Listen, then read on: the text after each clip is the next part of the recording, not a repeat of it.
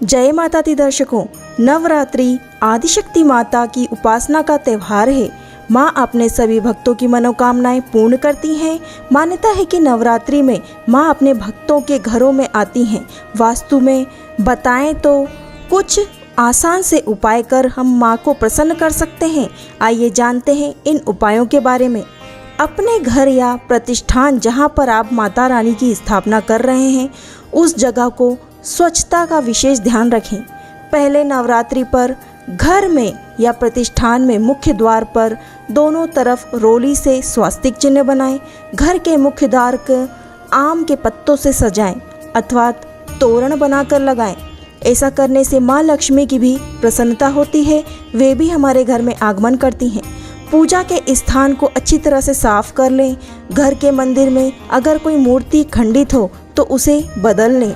माता की नई मूर्ति खरीदें तो ध्यान रखें कि मूर्ति की ऊंचाई 9 इंच से ज़्यादा नहीं होनी चाहिए।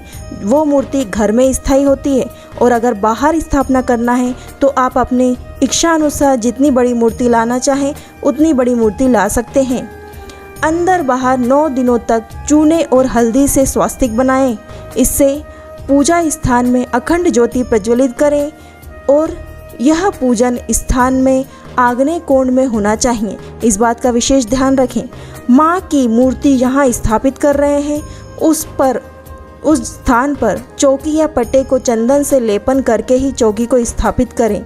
उसके बाद अष्टदल कमल बनाएं और फिर माता की स्थापना करें। इससे सकारात्मक ऊर्जा का केंद्र स्थापित होता है। माँ की पूजा के साथ अपने इष्ट देव की भी पूजा करनी चाहिए। इस बात का विशेष ध्यान रखें। घी का दीपक ही प्रज्वलित करना चाहिए। अगर अखंड ज्योत जला रहे हैं तो घी से ही अखंड ज्योत जलानी चाहिए। इससे सुख शांति की प्राप्ति होती है और धन वैभव की प्राप्ति होती है। कलश की स्थापना ईशान कोण पर करनी चाहिए।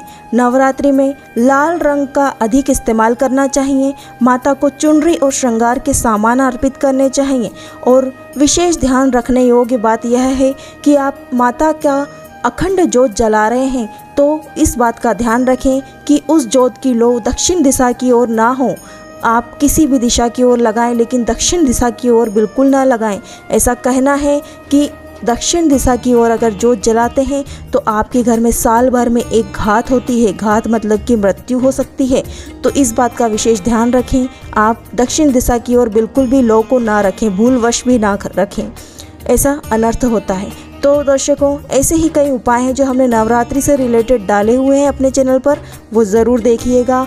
और आप सभी को नवरात्रि की बहुत बहुत शुभकामनाएं। आप हमारे चैनल पर बने रहिएगा, हमारे चैनल को सब्सक्राइब कर लीजिएगा। मिलते हैं अगले वीडियो में। जय माता दी, श्री शिवाय नमस्तुभ्यम।